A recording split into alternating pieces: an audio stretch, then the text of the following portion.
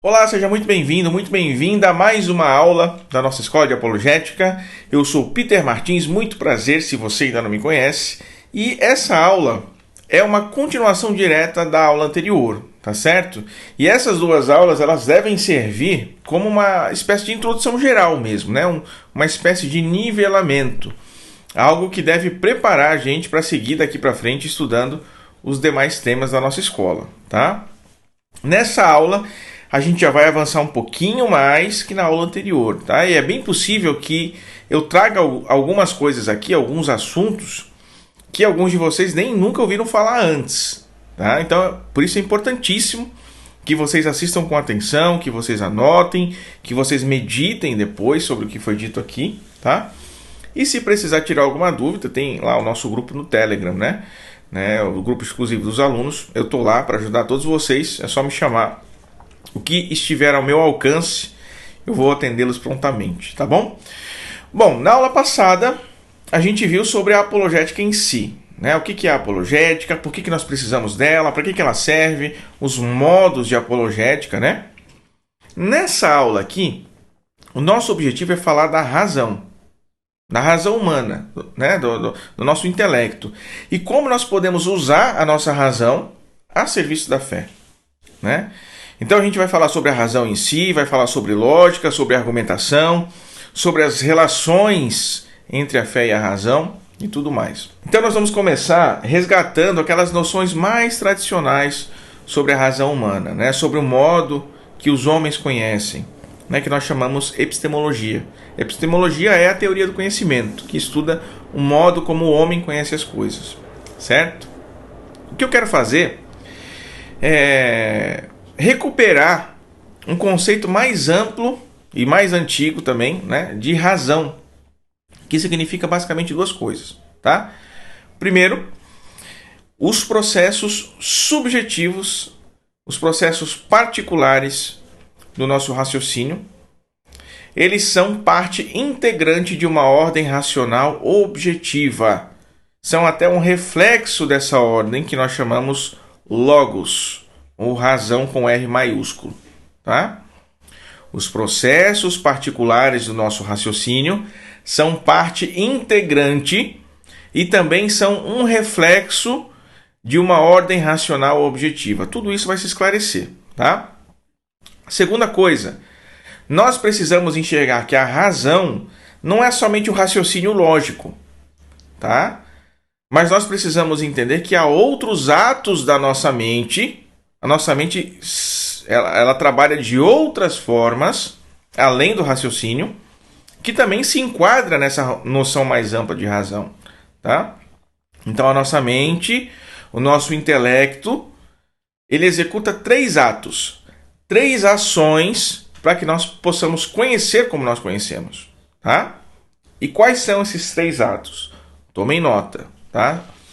O primeiro é a simples apreensão. O segundo, o juízo. E o terceiro, aí sim, o raciocínio. Tudo isso se inclui na noção de razão que nós vamos tomar aqui, tá? E tudo isso pertence à lógica aristotélica, né? De que se serviu, inclusive, magistralmente, ninguém mais, ninguém menos que Santo Tomás de Aquino e grande parte dos escolásticos, né? Lógica. A lógica é basicamente a arte de pensar. Quer dizer, a arte que rege, que guia esses três atos da nossa razão, certo? Quais são os três atos da razão? Simples apreensão, juízo, raciocínio. A lógica é a arte que guia esses três atos para que nós alcancemos a verdade, a ciência, o conhecimento, né? Com ordem, com facilidade e sem erro. Então nós temos um sistema de termos linguísticos, de palavras que significam, que expressam conceitos, né, que são mentais, certo? Que o nosso intelecto apreende na sua primeira operação. E esses conceitos significam a essência ou a natureza das coisas reais, tá? Gente, tudo isso parece bem abstrato, difícil de entender, tá? Eu vou tentar explicar isso para você de forma mais clara. Todas as vezes que nós olhamos, com os olhos mesmo, né? Para alguma coisa, o nosso intelecto apreende uma imagem intelectual daquela coisa real e forma um conceito, tá? Quer dizer, o nosso intelecto consegue identificar a essência daquilo que os nossos olhos viram, que os nossos ouvidos ouviram, que as nossas mãos tocaram, e forma um conceito mental, que é o que torna possível, por exemplo, que nós identifiquemos indivíduos daquela mesma espécie. Então, quando nós olhamos a vaquinha pela primeira vez lá no pasto, ela pode ser preta, branca, malhada, alta, gorda, magra, né? Baixa, alta. Ela pode estar prenha ou não, ela pode dar leite ou não, não importa. O nosso intelecto, ele capta o conceito de vaca, independente da sua aparência e das suas características externas, né? Isso é o que torna possível nós identificarmos a espécie bovina, a espécie vaca, em cada indivíduo daquela espécie, né? Então nós olhamos para uma vaca branca e gorda e depois nós olhamos para uma vaca malhada e magrinha, né? Como nós temos formado em nossa mente o conceito de vaca, a gente consegue identificar. Olha, são dois indivíduos da mesma espécie, vaca, bovina, né? Tá entendendo? Então nós olhamos para um homem, para uma mulher, para uma criança, para um adulto, para um idoso. Nós sabemos que são indivíduos de uma mesma espécie, a espécie humana, animal racional, né? Porque o nosso intelecto formou um conceito mental a partir daquilo que os nossos sentidos, nossos olhos, ouvidos, etc., captaram da realidade, tá?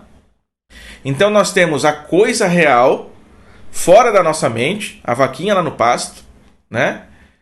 Nós captamos uma imagem pelos nossos sentidos, né? Visão, audição, tato, olfato, paladar.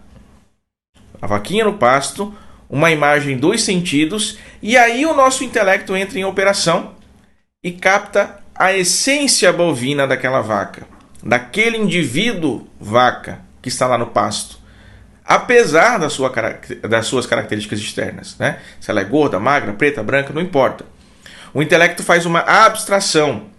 Ele separa aquilo que é a essência, a natureza, daquilo que são as suas características externas. Separa aquilo que há de mais profundo naquela vaca real, né, das suas aparências externas. Se é preta, branca, alta, magra, gorda, né?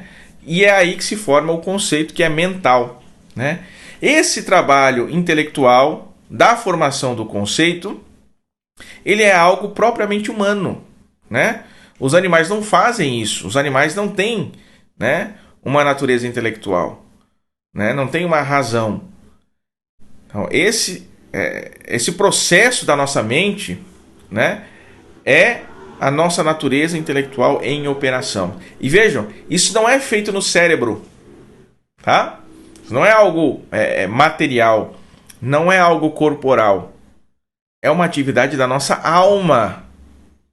É imaterial, né? Razão, mente, intelecto, aqui a gente toma como sinônimo, tá? São coisas imateriais, tá? Que pertencem à nossa alma, tá?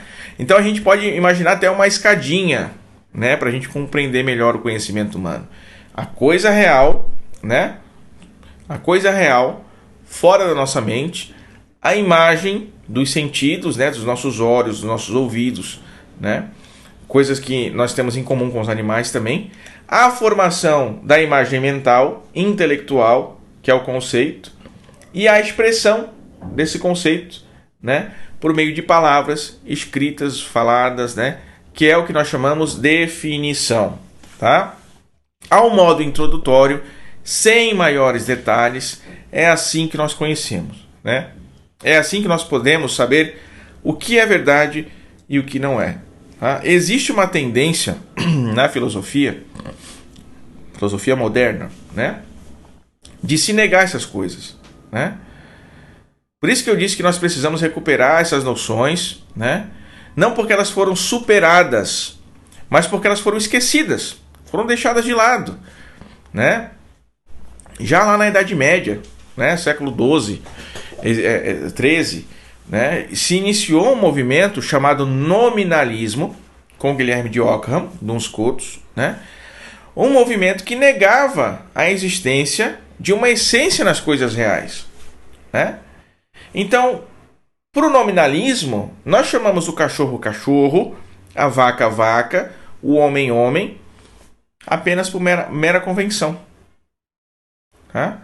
Apenas por mera convenção. Não é porque o nosso intelecto consegue captar a essência das coisas reais e formar um conceito, né? São só nomes que nós damos às coisas, né? É claro que a gente não concorda com essa ideia, tá? Mas eu também não vou entrar em tantos detalhes aqui para não nos desviarmos aqui do assunto principal, tá? Então, esse é o modo como nós conhecemos as coisas, né? Entendendo isso, a gente consegue compreender muito melhor, né, como colocar a nossa razão a serviço da fé. Se tem uma coisa que precisa ficar clara para nós, para todos nós, desde já, é que a fé é superior à razão, tá? E nós precisamos tomar, então, o máximo de cuidado para que a razão não usurpe a fé, não tome a força, né, a primazia que é da fé. Então, existe uma expressão medieval, cunhada por Santo Anselmo, que ensina o seguinte: fides querens intellectum, né? Ou seja, creio para compreender. A fé busca a intelecção, busca a compreensão, né? Isso deixa claro para a gente que a fé vem em primeiro lugar. E depois é que nós vamos buscar entender o conteúdo que nós cremos, tá? Essa é a ordem das coisas para os católicos, tá? Ah, mas eu não compreendo a Trindade. Creia, né? Ah, mas as duas naturezas humanas de Cristo, as duas naturezas de Cristo, a humana e a divina, creia, né?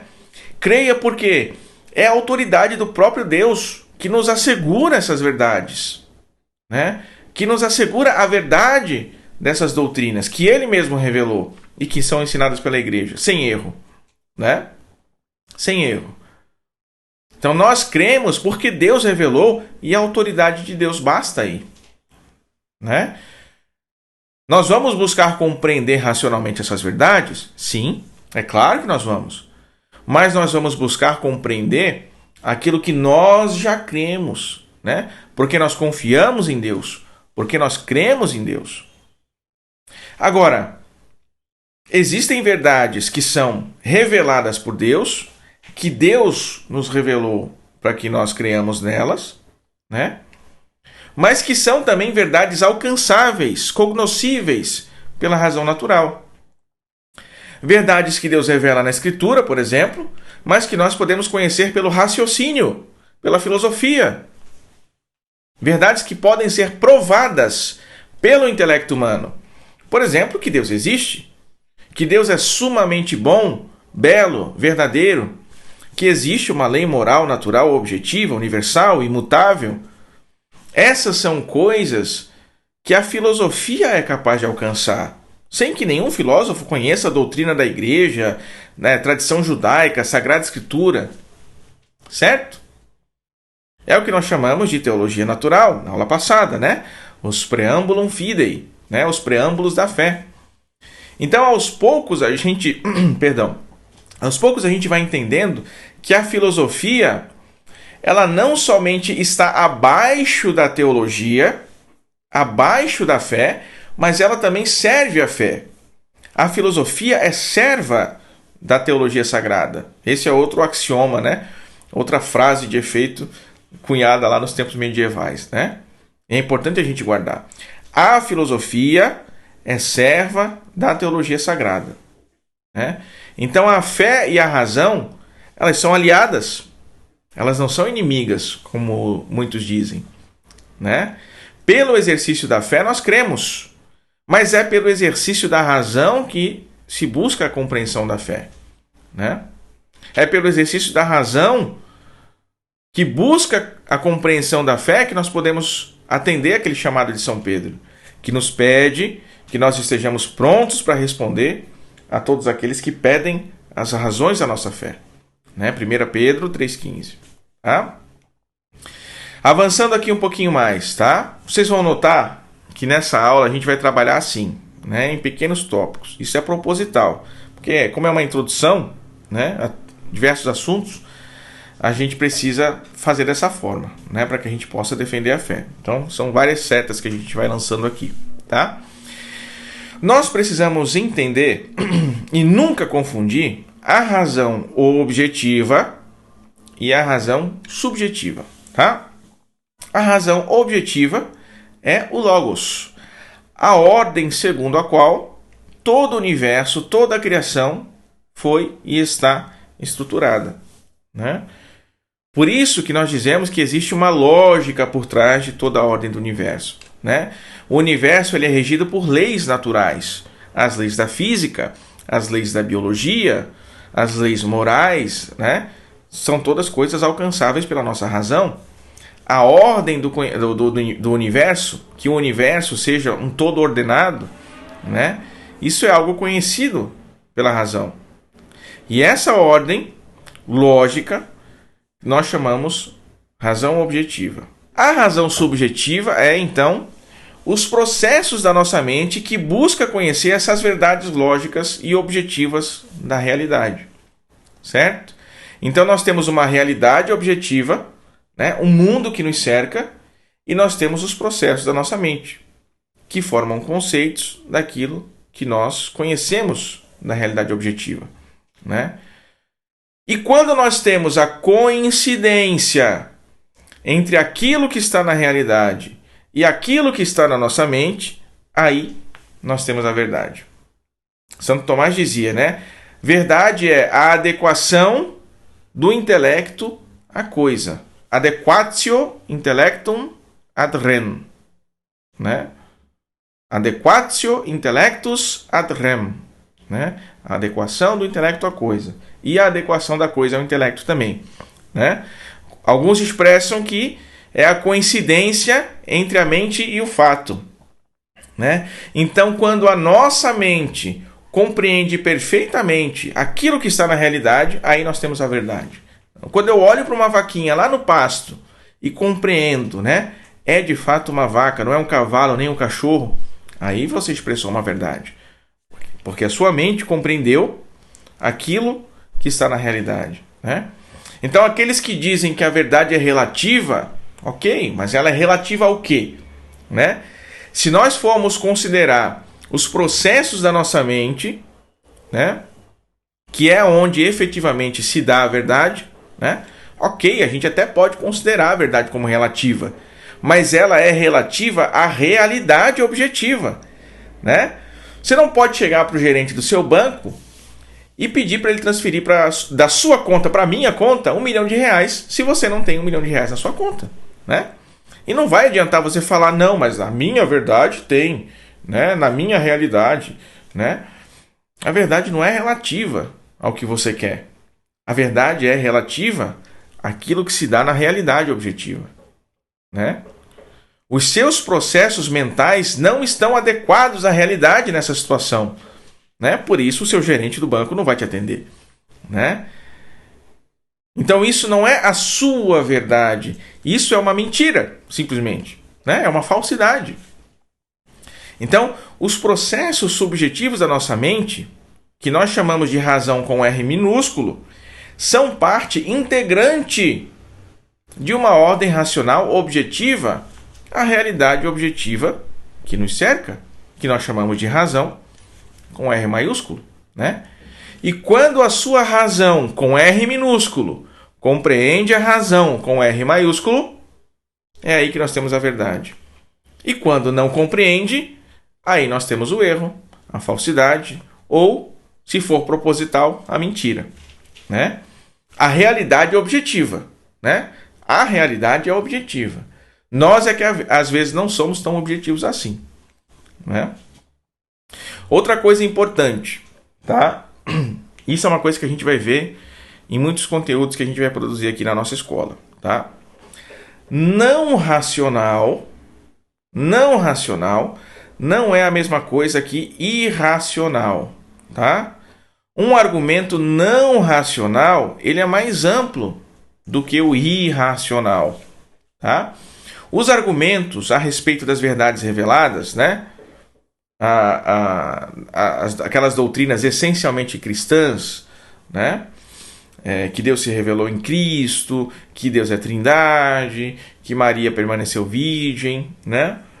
Esses são argumentos não racionais, né? Você usa de argumentos não racionais para lidar com elas, né? Mas esses argumentos não são irracionais, tá? O que é racional? Racional é tudo aquilo que você alcança pelo raciocínio, pelo uso da razão natural. As verdades divinas, elas são reveladas, né? Ou seja, o seu conteúdo nós aceitamos por fé. Então ninguém conclui pelo raciocínio que Maria é sempre virgem. Estão entendendo? Nenhum filósofo, por mais elevada que seja a sua capacidade, jamais concluirá, pela mera reflexão intelectual, que Jesus tem uma natureza humana e uma natureza divina. Essas informações Deus entregou diretamente a nós. São coisas que Ele revelou, né? Verdades que Ele quis revelar a nós.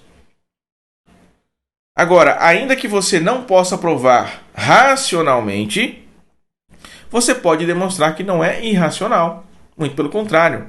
Todas as verdades de fé são razoáveis. Elas podem ser compreendidas segundo a razão, né? O conteúdo da fé não contraria a razão. Tá? E por que a gente pode dizer isso? Quem explica é Santo Tomás, né? Porque o sobrenatural, que é o conteúdo da fé, e o natural, que é aquilo que se conhece pela razão, são, do ponto de vista de Deus, do ângulo divino, uma só realidade. Então nós, seres humanos, é que não temos a capacidade de ver tudo como uma coisa só, né? O nosso intelecto aqui nessa vida é limitado, né? Então por isso nós fazemos essa divisão natural e sobrenatural. Deus precisa nos revelar aquilo que Ele quer, né? Mas para Deus, sobrenatural e natural são aspectos de uma só realidade, de uma só razão, né? Que é a razão divina, que foi quem planejou e quem criou todas as coisas visíveis e invisíveis. Então por isso a fé e a razão, elas não podem se contradizer, né? Porque elas foram criadas, elas têm origem num único ser que é Deus, né? Foram criadas segundo uma única razão, uma única ordem, né? A razão divina, a ordem divina. Então, se eu não posso provar, né, os dados da fé, ao menos eu posso demonstrar que esses dados da fé não contradizem com os dados da razão. Então, veja como isso contraria e muito aquela ideia que muitos defendem de que a fé e a razão são incompatíveis, né? Que a igreja e a ciência não podem conviver e tudo mais, né? Isso é um tremendo absurdo. A igreja, ao longo da história, foi quem mais cultivou a vida intelectual, né? Foi quem mais protegeu o conhecimento desenvolvido por todos os povos, sejam pagãos ou não, né? Foi quem fundou as escolas, as universidades, justamente para ensinar a ciência, a filosofia, a teologia, né? Então, sem a igreja, a gente não conheceria Platão, Aristóteles, né? Nem os estoicos, nem Homero, nem Hesíodo, Cícero, né? Praticamente todos esses documentos históricos da filosofia, da literatura grega, romana, pagã, tudo isso foi preservado pela igreja, né? Essa que é a verdade, tá? O Peter Kraft diz, eu sempre erro o nome dele, né? Diz que a razão é amiga de todas as formas de conhecimento que não sejam irracionais, né? Então, a razão é amiga da autoridade divina, que nos revela a verdade de Deus, que não se engana e nem pode nos enganar. Mas a razão não é amiga da autoridade humana, que é muitas das vezes despótica, é injusta, né? A razão é amiga da fé na autoridade divina, porque nos afasta das falsas doutrinas, né? Isso é algo que a gente vai ver mais para frente. Mas ela não é amiga da ingenuidade, né? Da crença cega, sem razão, né? A razão é amiga da esperança, que é a virtude teologal que tem a fé por fundamento, né? E que nos inspira a buscar os meios de salvação que nós conhecemos pela fé. Mas a razão não é amiga do desejo e da inspiração meramente humana, caída, deturpada pelo pecado original, que aspira muito mais os bens terrenos do que qualquer outra coisa, né? A razão é amiga da caridade, o amor a Deus e ao próximo por Deus, né? Caridade é o amor a Deus e ao próximo por Deus, né? Porque nós só amamos aquilo que nós conhecemos, e quanto mais conhecemos, mais amamos, né? Mas ela não é amiga do amor egoísta que muitos cultivam. Isso é que é irracional, né? A razão é amiga dos símbolos, das representações, até mesmo daqueles mitos que inspiram e que revelam a verdade ao seu modo, né? De algum modo. Mas ela não é amiga do misticismo, da fantasia, do obscurantismo, né? Por isso a nossa fé, ela não pode ser pietista, ela não pode ser uma crença cega em qualquer coisa sem fundamento lógico. Ela não pode ser sentimentalista, não pode estar fundamentada somente aquilo que você sente. E a nossa fé, ela não pode ser empirista, reduzida somente a uma experiência particular, a uma experiência pessoal. Certo? Vamos seguir. Meus caros, a estrutura da nossa razão, ela se manifesta em 3 capacidades da nossa mente, né? Como eu falei lá no início. Vamos recapitular aquela noção, né? São as 3 operações do intelecto: simples apreensão, juízo e o raciocínio, tá? Cada uma dessas operações produz uma obra, tá? Qual que é a obra da simples apreensão? É o conceito, né? Ou a definição, né? Qual que é a obra do juízo? É a proposição. E qual que é a obra do raciocínio? É o argumento, tá? Mas a definição, ela pode ser clara ou ela pode ser confusa. A proposição do juízo, ela pode ser verdadeira ou falsa, né? E o argumento do raciocínio pode ser válido ou inválido, logicamente, né? Quando é que a definição vai ser clara? Quando for fácil de compreender. Isso é uma coisa muito importante para a gente, tá? Não ignorem o que eu estou falando aqui. Às vezes eu falo um pouco rápido, mas isso é essencial para a gente que precisa produzir argumentos em defesa da fé o tempo todo, né? Quando que uma definição vai ser clara? Quando for fácil de compreender e quando não for ambígua, né? Quanto mais ambiguidades houver na sua definição, mais difícil vai ser de compreender, né? Quando que a proposição vai ser verdadeira, né? A proposição do juízo. Quando aquilo que se propõe corresponde à realidade, a realidade objetiva, né? Quando eu olho para a grama e falo, aquela grama é verde e a grama é de fato verde, então essa proposição é verdadeira, tá? E quando o argumento vai ser válido? Quando as premissas conduzem a uma conclusão correta, tá? Isso quer dizer, isso quer dizer que se você se valer de definições claras, se as suas premissas forem verdadeiras e se o seu argumento não for logicamente falacioso, muito provavelmente a sua conclusão vai ser verdadeira, né?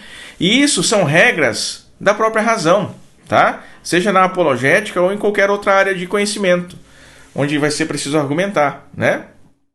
Lembram quando eu disse que Deus criou todas as coisas visíveis e invisíveis? Deus criou todas as coisas visíveis e invisíveis segundo uma razão? É isso, né? Existe uma coerência lógica presente em toda a criação, presente em toda a realidade. Por isso a lógica não é como uma regra de um jogo que você pode mudar quando bem entende, entendeu? As regras já foram dadas, né? Mesmo a nossa linguagem, né, ela possui uma estrutura inerente, justamente porque é a expressão da razão presente na realidade, né? A nossa mente, por meio dessas 3 operações, ela é capaz de captar a realidade. E o trabalho do apologista, o trabalho do defensor da fé, é justamente ajudar as outras pessoas a captarem essa realidade também. Por meio de quê? De conceitos claros, de julgamentos verdadeiros, proposições verdadeiras, né? E raciocínios válidos, né? Debelando também todo o erro das argumentações contrárias que se fazem às ideias ou às doutrinas que nós vamos defender, né?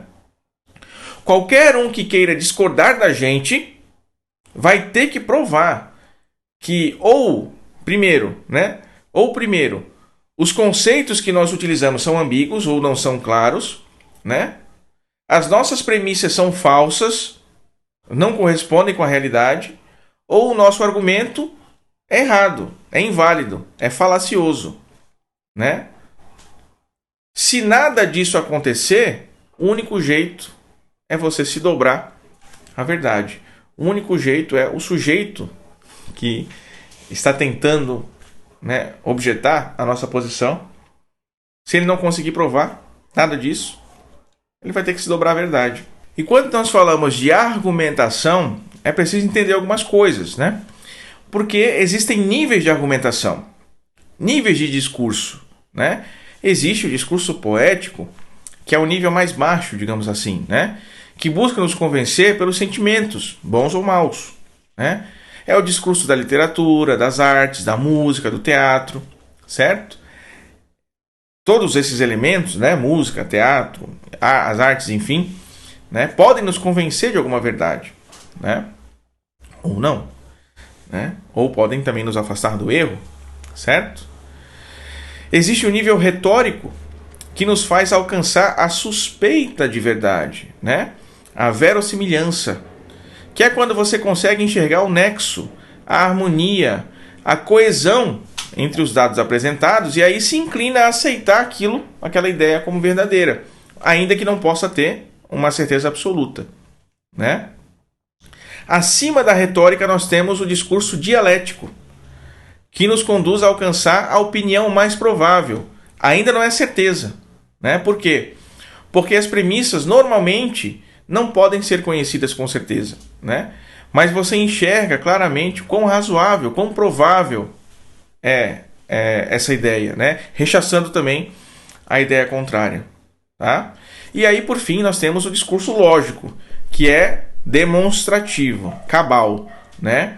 Aqui sim nós conseguimos alcançar a verdade, né?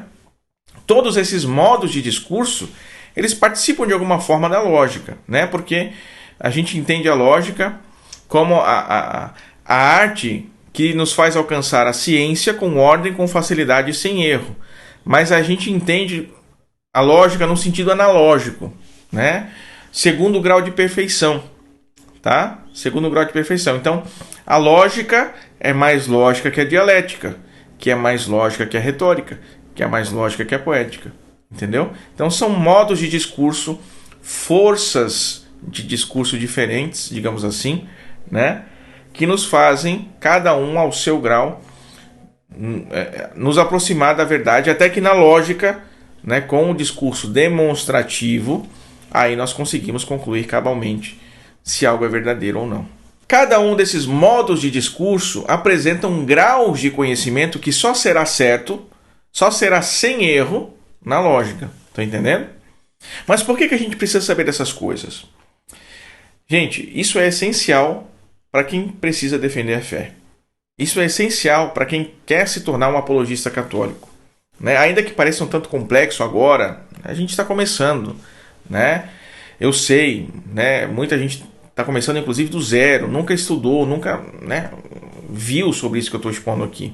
Nós vamos ter formações mais aprofundadas sobre esses assuntos aqui na nossa escola. Você vai ficar craque, tenho certeza, né? Então não se preocupem, estamos lançando setas aqui, né? Abrindo a porteira do conhecimento para vocês, tá?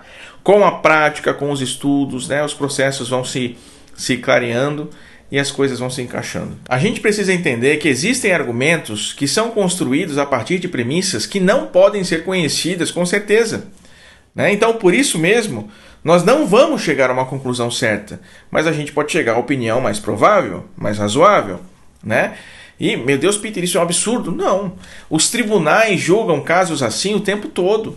Eles analisam os documentos, os indícios, julgam a coesão, a coerência, a harmonia dos fatos e aí emitem um julgamento que tem tudo para ser o mais correto, né?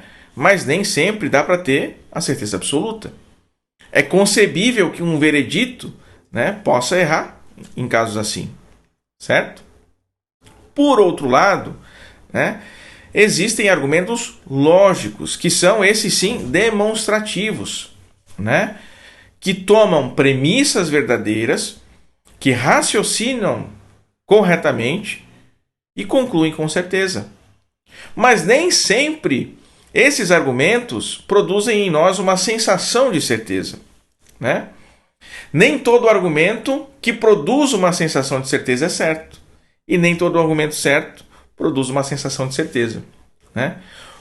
Quantos de nós já nos deparamos com algo certo, mas que foi preciso ainda meditar, processar, ruminar, né, como alguns dizem, né?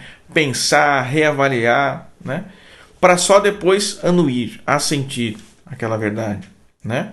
Isso é a coisa mais normal do mundo, né? Importante é, ainda que a nossa sensação de certeza possa mudar, possa variar, né? A certeza real, essa não muda nunca, né? Outra coisa que é preciso falar, né? Sobretudo nos dias de hoje, né? Existem outros tipos de demonstração além da demonstração empírica, né? Porque parece que quando você vai defender a existência de Deus, né, os caras querem uma foto de Deus, uma selfie, né? A filosofia apresenta formas de conhecimento certo, né, por meio do raciocínio, e não necessariamente por meio de provas empíricas, científicas, experimentais, né? Quem exige esse tipo de prova são os empiristas, né? Os cientificistas. Mas que, na verdade, o princípio dessas mesmas ideologias não são abarcados, né, pelos seus próprios métodos, né? O empirista não pode provar empiricamente que só podemos conhecer a verdade por meio das experiências, né? O cientificista não pode provar cientificamente que nós só podemos conhecer a verdade por meio das coisas provadas pelo método científico, né? Então, isso é ilusão, né? É ideologia, não é a verdade, né? A experiência empírica e o método científico são muito úteis, mas não para tudo, né? Existem conhecimentos certos, existem conhecimentos verdadeiros fora desse escopo, né? O conhecimento da filosofia, o conhecimento da teologia, né? Enfim, vamos avançar um pouco mais aqui, tá? Porque agora a gente chega numa parte muito importante, que é onde nós vamos entender, uma parte muito importante da nossa aula, né? Onde a gente vai entender o que é fé, o que é a razão e quais as relações entre as duas coisas. Importantíssimo, né? Então, a gente começa pela fé, tá? A fé, ela é, antes de qualquer coisa, um dom de Deus. Algo que Deus infunde na nossa alma, sobretudo no nosso intelecto, para que nós possamos crer nas verdades que Ele nos revelou, tá? Ninguém é capaz de crer na revelação divina sozinho, por si mesmo, tá? É preciso uma intervenção de Deus para que a gente tenha a fé sobrenatural. E quando é que Deus intervém em nosso favor? O batismo, por exemplo, né?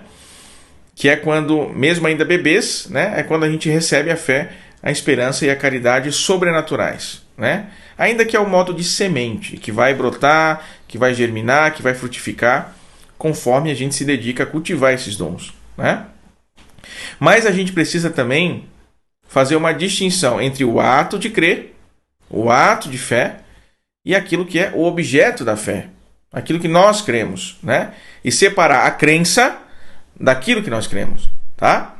O objeto da fé é tudo aquilo que nós cremos, tudo aquilo que Deus nos revelou e que nos chegou pela Escritura e pela tradição da Igreja, tá? Tudo isso tudo isso é expresso por proposições, né? Por artigos de fé. São os dogmas da fé, né? Só que tem uma coisa importante aqui, tá? O objeto último da nossa fé, o objeto derradeiro da nossa fé, é Deus mesmo, né?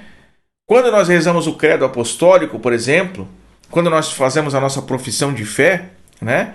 O que nós rezamos, né? Creio em Deus Pai Todo-Poderoso, né? Creio em Jesus Cristo, seu único Filho, nosso Senhor. Creio no Espírito Santo, né? Não se diz eu creio no dogma tal, eu creio na Sagrada Escritura. Por quê? Porque esses objetos, na verdade, são objetos secundários da nossa fé, tá? Os dogmas, as proposições, as formulações são como que um mapa estrutural da nossa fé. É porque enquanto a gente vive aqui nesse mundo, nós não conhecemos a Deus face a face, né? Então, nós não vemos as coisas celestes, né? Nós vemos as coisas celestes como que por um espelho, né? Não é isso que diz São Paulo? Então, os dogmas, as proposições, as formulações contêm o tesouro daquilo que Deus revelou de si mesmo a nós. Mas Deus é que é o nosso objeto real de crença. Deus é que é o objeto real da nossa fé. Tá? Então, pela fé, nós aderimos aos dogmas, nós aderimos às formulações, porque elas se ordenam, essas formulações, esses dogmas, se ordenam de algum modo a Deus. Né? Se você tem plena confiança em alguém, um amigo, por exemplo, plena confiança, você acredita em tudo que seu amigo fala. Não é assim? Também é pela fé. Né? Nós confiamos em Deus, que não se engana, que não pode nos enganar. Né? E por isso nós cremos em tudo que Ele nos revela. E tudo está contido nesses objetos secundários, que são os dogmas, as proposições, as formulações da nossa fé. Mas a verdade primeira é Deus. Tá? Ele é o objeto derradeiro da nossa fé. Compreendido isso, tá? A gente pode ver que é errado tanto parar no nível das formulações, tanto parar no nível dos dogmas, né? Sem deixar que a nossa fé chegue ao próprio Deus, quanto é errado também querer alcançar o próprio Deus ignorando os dogmas e as formulações, ignorando as doutrinas, né? Por quê? Porque sem um relacionamento real com Deus, as doutrinas elas são inúteis. Concorda? Né? O objetivo delas é justamente apontar para além delas mesmas, né? Apontar para o próprio Deus, né? Por outro lado, se você não admitir o dogma, se você não admitir a doutrina, como é que você vai conhecer a Deus, né? Se é o dogma, se é a doutrina que guarda justamente o que Ele revelou dele mesmo, né? É a revelação divina que nos permite ter um vislumbre de Deus, né? E essa revelação está contida nos dogmas, né? Está contida nas formulações de fé. Então nós conhecemos a Deus pelos dogmas, pelas doutrinas, mas nós precisamos buscar sempre cultivar um relacionamento real com Ele, tá? Quanto ao ato da fé, é preciso entender que não é exatamente a mesma coisa que o ato de crer, tá? Porque a gente pode acreditar em qualquer coisa, né? A gente pode acreditar que o Brasil vai melhorar, que o Flamengo vai ganhar aí o campeonato, né? Eu sou flamenguista não praticante, tá? A gente pode acreditar que amanhã vai chover, né? Que aquilo que o seu amigo diz é verdade, mas a fé é muito mais que isso, né? É muito mais que simplesmente crer, né? E daí que o Peter Kraft, ele elenca pelo menos 4 aspectos da fé, né? Eu já falei de alguns deles aqui, né? Primeiro é a fé emocional, que é aquela sensação, né, de segurança, de confiança numa pessoa, né? E aí a gente pode incluir também a esperança dentro dessa noção, né, que é algo que é muito mais do que um simples desejo, né? E a paz, que é também algo mais simples que a tranquilidade, né? Acho que vocês conseguem entender, né?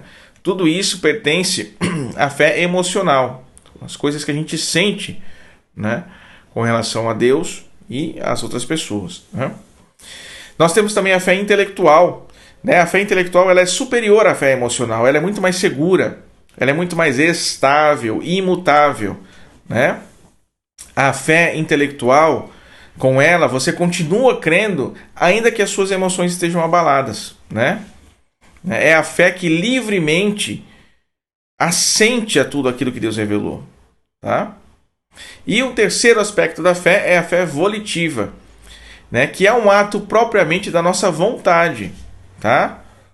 Nós temos intelecto e vontade, né? Intelecto é a capacidade de conhecer e a vontade é a capacidade de desejar, né? Que nos leva a agir, tá?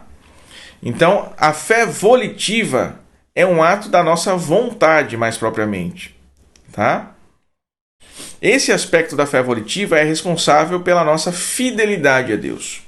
Pela nossa fidelidade a Deus. É o compromisso que nós fazemos com Deus e conosco mesmos, né?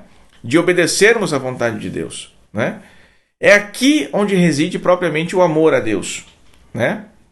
O amor a Deus, né? E por que ela é superior à fé intelectual? Porque apesar de ela operar com aquilo que foi conhecido pela fé intelectual, né? É a nossa vontade que vai nos fazer tomar uma atitude diante daquelas verdades, né? Claro que eu estou aqui, né, tomando fé num sentido amplo, né? Alguns podem dizer que isso é simplesmente a caridade, tá? Não está errado. É claro que é, né? São Paulo vai dizer que entre a fé, a esperança e a caridade, a maior de todas as virtudes é a caridade, né? E onde que Deus infunde a caridade? Não é no intelecto, né? No intelecto Deus infunde a fé. A caridade é infundida na vontade, tá? Então, essa fé volitiva é propriamente a caridade, que é o que nos faz tomar uma ação, uma decisão de amor por Deus diante da fé que nós conhecemos, né? Diante das verdades que nós conhecemos pela fé intelectual, né? E por fim, o quarto aspecto da fé é a fé salvífica, né? Que começa naquele lugar misterioso que a Escritura chama de coração, né? Que não é nem a vontade nem o intelecto, mas é um lugar ainda mais profundo da nossa alma, por assim dizer, né? Onde a gente toma aquelas decisões que moldam o nosso caráter, né? Que forjam o nosso ser. Com esse coração é que nós damos o nosso sim verdadeiro e o nosso não verdadeiro a Deus, né? A fé intelectual sozinha não basta para a salvação. Até os demônios creem, né? Como diz São Tiago, né? A fé precisa da esperança e, sobretudo, da caridade, que é a maior de todas as virtudes, né? Essa fé íntima é que é a fé verdadeiramente salvífica, né? Que contém nela todos os outros 4 aspectos da fé: emocional, intelectual, todos os outros 3 aspectos da fé, né? Emocional, intelectual e volitiva, né? São aspectos importantes que se complementam até que a fé se complete no último grau que eu coloquei aqui, que é a fé salvífica, né? É como se, da mesma forma que a gente viu na lógica, né? É uma realidade analógica. Então nós temos a fé salvífica, que é o nosso alvo, e nós temos os outros graus da fé, né? Do menos importante para o mais importante: a fé emocional, a fé intelectual, a fé volitiva e aí, por fim, a fé salvífica. Agora, sobre a razão, tá? Nós precisamos distinguir também aquilo que é o ato da razão do objeto da razão, assim como a gente fez com a fé, né? O objeto da razão é tudo aquilo que nós podemos conhecer. E aí isso engloba conhecer com aqueles 3 atos da mente, né? Simples apreensão, juízo e raciocínio, né?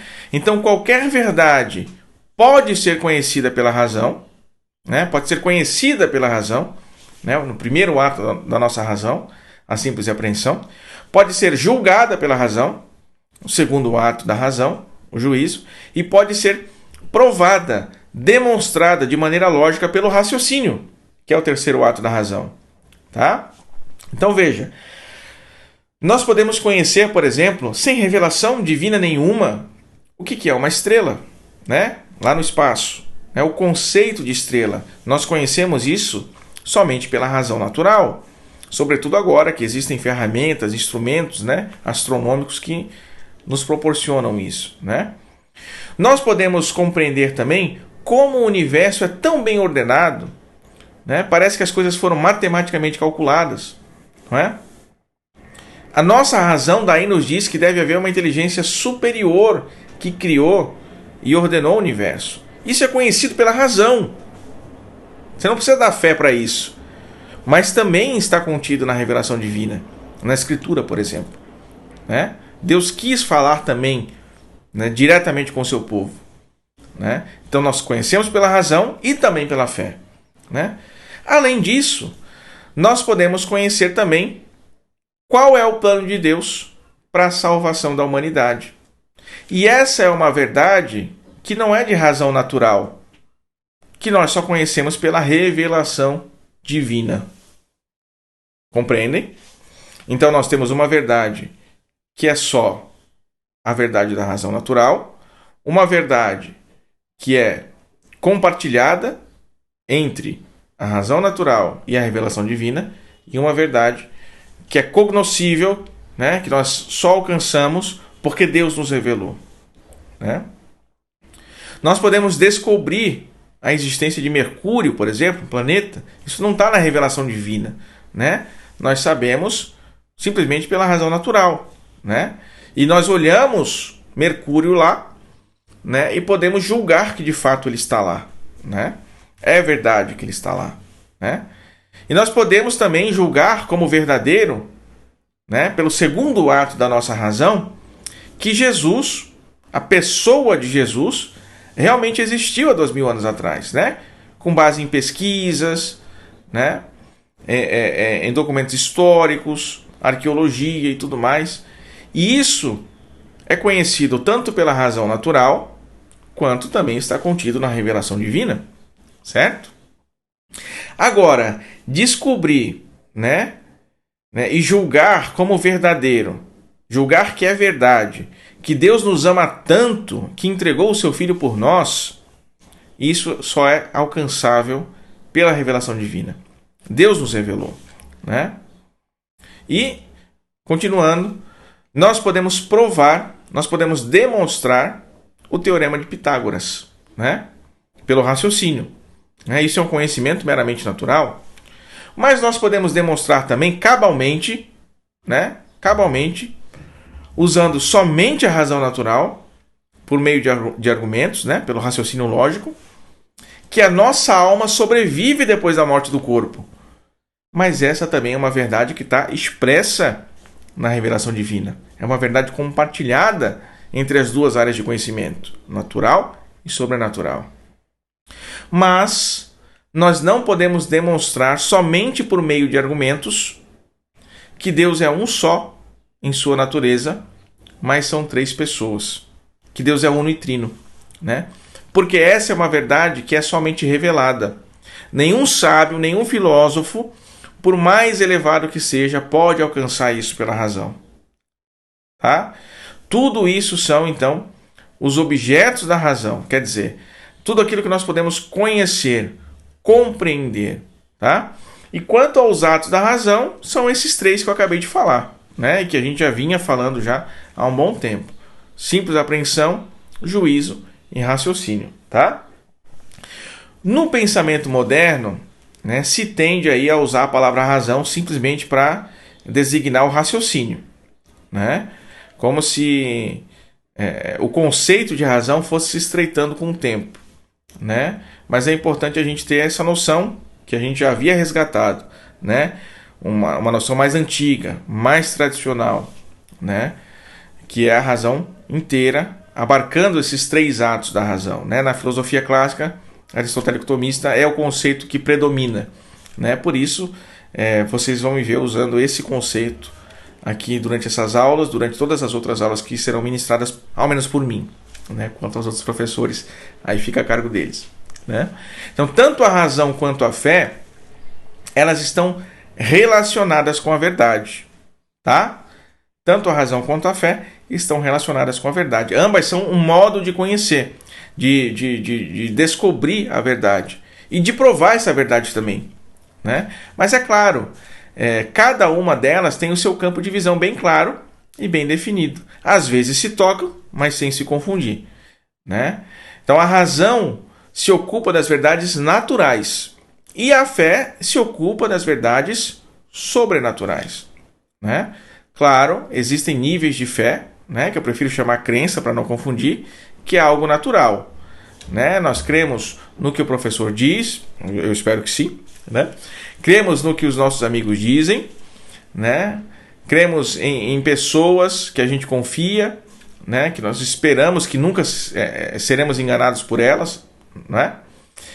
Quer dizer, mesmo sem matéria racional, né, para poder julgar, para poder provar algo como verdadeiro, você acredita no que falam para você, porque você confia em quem fala, né? Aí depois você vai averiguar, buscar conhecer, julgar, provar, né? E aí vai constatar se aquilo que te falaram é verdade, né, ou não, né? Isso também é um certo tipo de fé, não é? E, sinceramente, se a gente parar para pensar, boa parte daquilo que nós cremos, daquilo que nós guardamos, né, na nossa memória, chega até nós por essa via, né? Porque a gente não tem uma vida interminável, né? A gente não pode ficar procurando provas e provas para tudo que falam, né? Então a gente seleciona aquilo que é mais importante, que é prioridade, e aí nós demos atenção àquilo, né? Enquanto as outras coisas permanecem com a gente, né, porque nós acreditamos em quem nos disse. Não é assim? Independente de qualquer coisa, né, tanto a fé quanto a razão podem nos levar à verdade. Tá? Mas só a fé sobrenatural, dom de Deus, pode nos dar a conhecer e a sentir, amar e obedecer aquilo que Deus nos revelou. Tá? Aquilo que Deus nos revelou. Tá? Então, nós temos dois conjuntos de verdades. As verdades naturais, cognoscíveis pela razão natural, né? E as verdades sobrenaturais, cognoscíveis pela fé. Mas qual que é a relação entre esses dois conjuntos de verdade? Né? Qual que é a relação entre as duas coisas? Essa questão já foi muito discutida na história, né, da filosofia, na história da teologia, e alguns sistemas foram propostos aí, tá? Para tentar resolver isso. E a gente vai falar de 5 possíveis relações, né, entre o conteúdo da fé e o conteúdo da razão. Tá? Primeiro, tudo que é conhecido pela fé é também conhecido pela razão. Mas nem tudo que é conhecido pela razão é conhecido pela fé. Tá? Esse é um primeiro sistema que busca conjugar, né, conciliar fé e razão. Tá? Aqui, então, nós vemos que a fé é uma subdivisão da razão. Né? A fé é uma subdivisão da razão. Por quê? Porque a razão conhece tudo aquilo que é conhecido pela fé, mas a fé não conhece tudo aquilo que é conhecido pela razão. Né?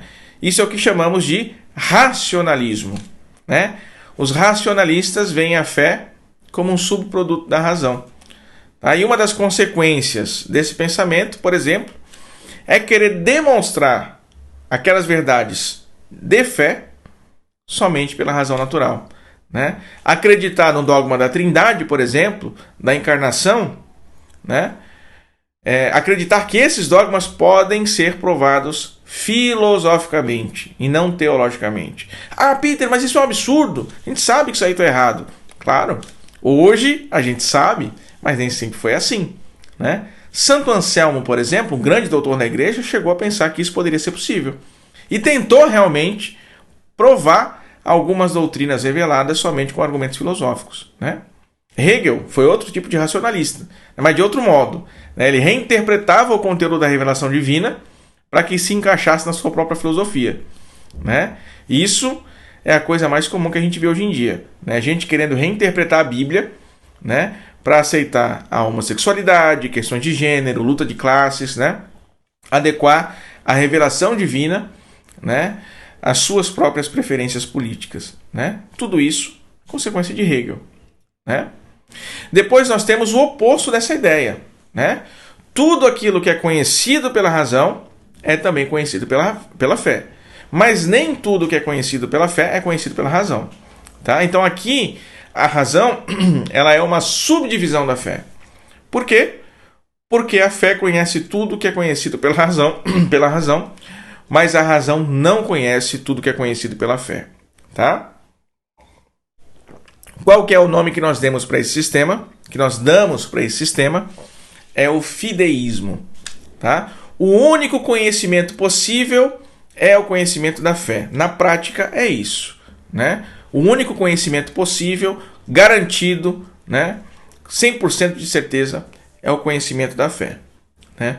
O racionalismo é a negação de todas as verdades da fé que não podem ser provadas pela razão. O fideísmo é o contrário. É a negação de todas as verdades da razão que não podem ser provadas pela fé. Então vejam o problema disso. Né? A gente sabe que Marte existe. Né? A gente pode provar o teorema de Pitágoras pelo uso da razão natural, mas não para o fideísta. Né? Para o fideísta, todas essas verdades são duvidosas. Não são verdades em absoluto, né? São opiniões prováveis, talvez, mas não dá para ter certeza, né?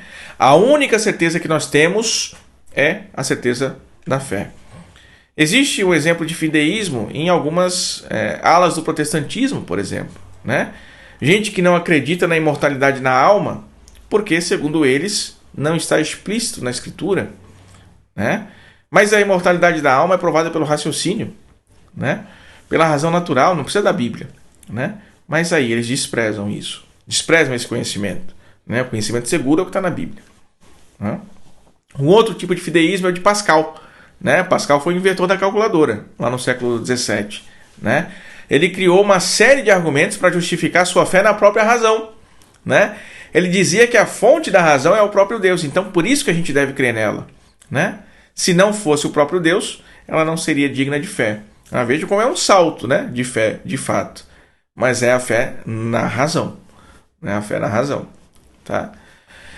Uma outra posição diz o seguinte, tá? Tudo que é conhecido pela fé é também conhecido pela razão. E vice-versa, né? Tudo que é conhecido pela razão é conhecido pela fé. Tá? Então aqui, fé e razão são intercambiáveis, tá? Há uma coincidência entre fé e razão. E, sinceramente, não tem muito o que falar, né? É uma probabilidade de conciliação, né? Mas, na prática, a gente não veria nenhuma diferença entre fé e razão, né? As duas coisas participam do mesmo conjunto de conhecimento, né? A quarta posição é a seguinte: nada do que é conhecido pela fé é conhecido pela razão, e nada do que é conhecido pela razão é conhecido pela fé, né? Então aqui, fé e razão estão absolutamente separadas, né? São excludentes, né? Estão em oposição absoluta. É o que a gente chama de dualismo, né? Fé e razão são incompatíveis, separadas, né? Uma ideia muito difundida hoje em dia, se a gente for pensar bem, né? Às vezes mascarada por algum tipo de laicismo, né? Enfim, uma ideia muito difundida hoje em dia, inclusive, né? Separação entre igreja e Estado, né? Entre religião e filosofia, entre o sagrado e o profano, entre ciência e fé. Mas por que isso acontece? Por dois motivos, basicamente, tá? Primeiro, os dualistas, eles costumam reduzir a razão ao mero conhecimento científico, matemático, lógico, empírico, né? E isso a gente já viu que é um problema, tá? E segunda razão, é porque eles reduzem a fé a uma atitude meramente pessoal e subjetiva. Então a teologia nunca pode ser uma fonte de conhecimento, né? Essa ideia dualista, ela pode ser até concebível se a gente professasse uma religião esotérica oriental, por exemplo, né? Lá, eles baseiam todo o conteúdo da revelação religiosa, né, às experiências subjetivas. Então, tudo bem, beleza, né? Nesses casos, é justo que a fé não se misture com a política, com a ciência, com a filosofia. Mas os cristãos, também os judeus, muçulmanos, né, nós cremos numa revelação pública. Deus se revelou publicamente a todos, né? Por isso, é muito razoável considerar os argumentos de fé também para fazer ciência, também para fazer política, também para fazer filosofia, né? Então, durante toda a história do pensamento cristão, nunca se separou as duas coisas, né? Isso é uma tendência muito mais recente, tá? E a última posição vai dizer que algumas coisas, mas nem todas, que são conhecidas pela fé, podem também ser conhecidas pela razão e vice-versa.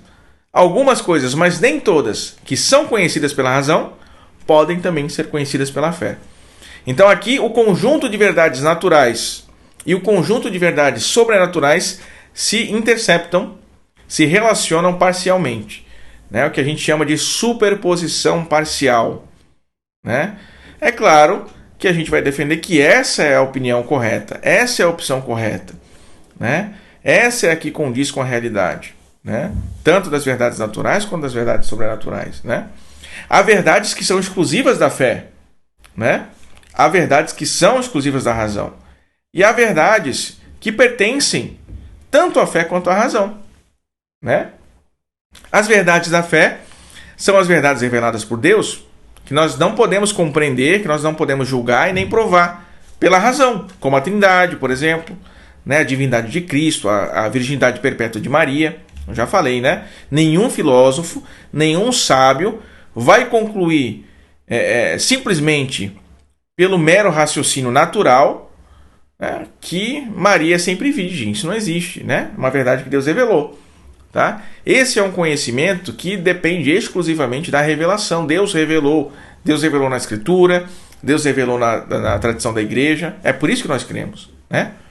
As verdades da razão são aquelas que Deus não revelou, mas que nós assimilamos racionalmente, pela razão natural, sem o concurso da fé, né? Tudo que é ciência natural, por exemplo, física, química, biologia e também, claro, coisas da psicologia, da antropologia, da filosofia, da matemática, certo? A gente não precisa da Bíblia, nem da tradição da igreja para compreender essas coisas, né?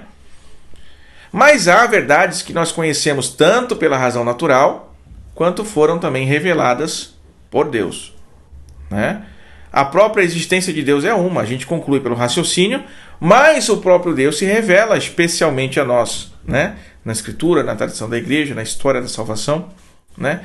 A imortalidade da alma, né? Que existe a vida após a morte, nós alcançamos pelo raciocínio, né? Muito antes de Cristo, os gregos já defendiam essa ideia racionalmente, né? Mas Deus revela também. Nós cremos na interpretação católica da Escritura, né? E na tradição da igreja que é possível, né? A imortalidade da nossa alma, que a nossa alma é imortal, né? Então, são duas coisas compatíveis, né? Com a fé e com a razão. Uma lei moral natural, objetiva, imutável, universal, Deus revelou? Sim, Deus revelou. Só que a gente pode conhecer também, né? Pela filosofia, essa verdade. E aqui tem algo muito importante. Usando a razão natural, nós podemos provar somente aquelas verdades próprias da razão natural e também aquelas que são comuns à razão natural e à fé. As verdades de fé, nós não podemos provar racionalmente de modo algum. De modo algum. Tá? Alguém poderia dizer para vocês, por exemplo, olha, eu creio num Deus, mas eu não creio na Trindade. Porque a Trindade divide Deus em três partes. E o que você pode fazer diante disso? Você pode mostrar que o conceito de Trindade dessa pessoa está errado. Ela entendeu errado, né? A Trindade não significa três deuses, nem três partes de um Deus, mas um Deus em três pessoas, uma substância em três pessoas, né? Mas como é que você vai provar que Deus é verdadeiramente uma substância divina em três pessoas? Não dá, né? Você pode usar de analogias para tentar demonstrar a Trindade, né? Para mostrar o quanto é razoável, mas provar cabalmente pelo raciocínio, não dá. Não dá. Tá entendendo? Por quê? Porque a gente acredita nisso por fé. Nós cremos na autoridade de Deus que se revelou e que não se engana nem nos engana, né? A Trindade é uma verdade que não é irracional, não é contrária à razão, mas ela também não é racional. Não se conhece pela razão, se conhece pela revelação divina. É uma verdade de fé, né? Assim você pode tornar a Trindade mais razoável para essa pessoa. Então não são três partes de Deus, nem três deuses. Então faz sentido, né? O máximo que nós conseguimos fazer nas questões de fé é isso, né? Demonstrar que elas não são, que elas são razoáveis, né? Que elas não são contrárias à razão. Que Maria é sempre virgem, nós mostramos nos documentos históricos que a igreja sempre creu nisso, né? Nós podemos encontrar alguns argumentos de conveniência. Por que era conveniente que Maria fosse sempre virgem, né? Argumentos teológicos, mas só vai aceitar essas coisas quem tem fé, né? Quem acredita verdadeiramente que Maria foi sempre virgem. Ninguém conclui uma coisa dessas pelo raciocínio, né? Então agora, só recapitulando para a gente encerrar, né? Uma aula grande aí para nós, né? Aquela ideia de que a fé e a razão não podem se contradizer, né? Então, fé e razão não podem se contradizer. Por quê? Né? Porque ambas são verdades, né? Que do ponto de vista de Deus são constitutivas de uma única realidade. Então, é uma verdade só. Né? O natural e o sobrenatural, do ponto de vista divino, são uma coisa só. Se a criação visível e invisível, se as verdades naturais e sobrenaturais procedem de uma única fonte, que é a mente divina, né? Então ambas as realidades não podem se contradizer. Tanto a fé como a razão são duas fontes da verdade, né? A verdade que em Deus é una, né? Que em Deus é una. Em Deus, as verdades de fé e as verdades de razão são uma só, né? Não é assim na nossa maneira de conhecer. Essa integralidade da verdade a gente só vai alcançar quando a gente for para o céu, na visão beatífica, né? Enquanto a gente vive aqui nesse mundo, a gente vai sempre chegando à verdade, alcançando a verdade em partes, em pedaços, né? E aí com muito esforço a gente vai juntando, né? E formando a nossa visão de conjunto, né? A única coisa que pode contradizer a verdade, e aí tanto natural quanto sobrenatural, é a mentira, né? E a mentira não é digna de fé, né? Não é digna de fé nem natural, humana, nem muito menos, claro, de fé sobrenatural, né? Agora, o que pode acontecer é a gente ter uma compreensão errada da fé, ou empregar a nossa razão de maneira incorreta, né? Uma opinião pode contradizer a fé, mas é só uma opinião, né? Ela pode estar errada. Uma verdade conhecida, com certeza, não. Essa não contradiz a fé. Nem a fé contradiz a razão e nem a razão contradiz a fé. Isso significa uma coisa, né? Que eu vou recapitular também, já falei na aula passada. Se a doutrina católica é verdadeira, se ela é a verdade divina, como nós cremos, todos os argumentos possíveis contra qualquer artigo da nossa doutrina possuem erros em algum lugar e podem ser contestados pela razão, né?